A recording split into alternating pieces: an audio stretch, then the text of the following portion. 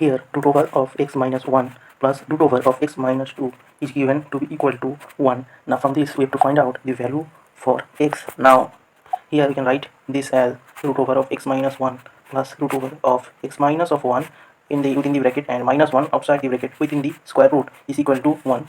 Now we here will take x minus 1 as y so that we can simplify the equation, and here we will get root over of y plus root over of y minus 1 to be equal to 1.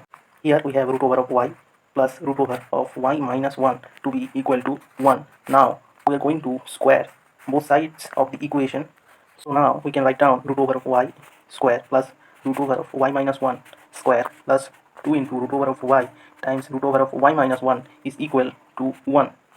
Thus we have y plus y minus 1 plus 2 times root over of y multiplied by y minus 1, both are within the same square root, is equal to 1, which implies that 2y minus 1 plus 2 into root over of y square minus y is equal to 1. Now taking this 1 to the left hand side, so we can get 2 times y minus 1 plus 2 into root over of y square minus of y is equal to 0. Now we can cancel out these 2's. So we can write down that y minus 1 plus root over of y square minus y is equal to 0, which implies that root over of y square minus of y is equal to 1 minus y, taking this to the right hand side. Now we are going to square both sides again, so we will get on left hand side y square minus y, as it is the square of the square root, and in the right hand side we will just have 1 minus 2y plus y square.